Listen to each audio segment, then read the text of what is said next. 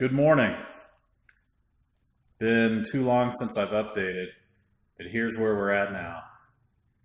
Got the pipes mostly finished last night. The only thing left, I'm going to get Dan over here and have him help clean up a couple of the tougher spots on the welds. There's a few where there's gaps that I didn't want to try to bridge the gap by welding it in.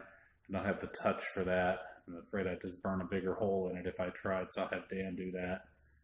But otherwise, pretty much done. This was not the fastest process at all. I mean, welding these things up took a long time, and been working on this, evenings and weekends for a while now. But yeah, there it is. By the way, you can really tell, like, in here, these are the first, let me get some focus.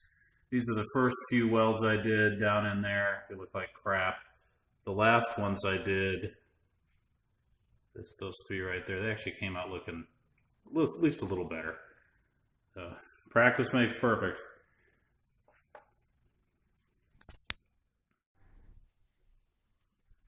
And here's the other thing that I got finished since our last update.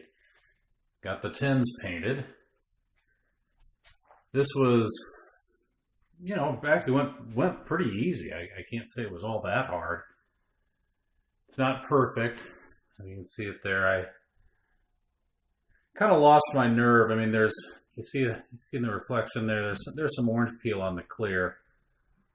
But honestly, these things look pretty good.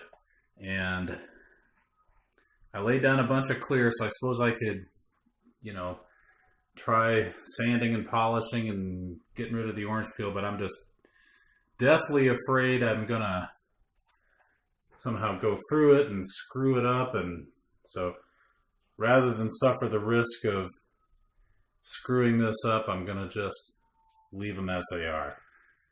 It's not perfect by any means.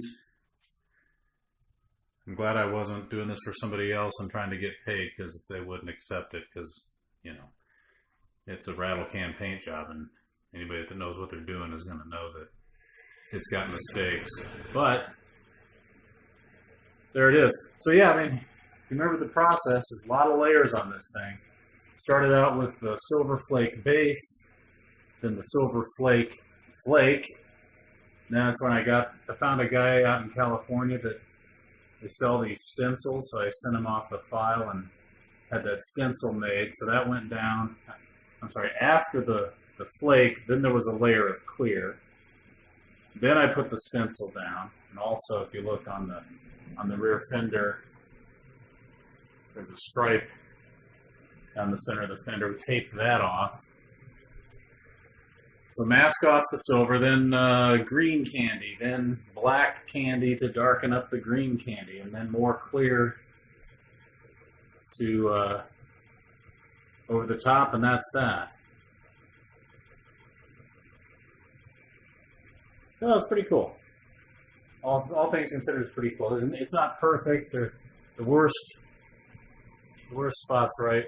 Can you see it? It's hard to show. Worst spot's right there. Luckily, what that is the green candy kind of got away from me in that spot. It had a nasty run. Luckily, that's if you look, that's actually the bottom of this is the rear fender, and sort of the bottom of the front of the rear fender, so it's going to essentially be tucked inside the bike. It won't really show. There's a couple of drips if you know where to look for them on the tank, but they don't show up too much. But anyway, these are ready to go. Just got them sitting there hanging in the basement for now. This whole little area here, I had plastic sheeting all over the walls and the floors, made a little paint booth. I'll tell you one thing. That worked. I mean, I didn't get paint everywhere, but good thing I had the mask, because this stuff is tough. And the whole house stank, and heard plenty about that from the family.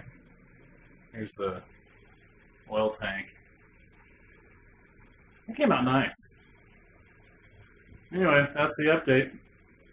Next one, probably have the bike back apart. Talk soon.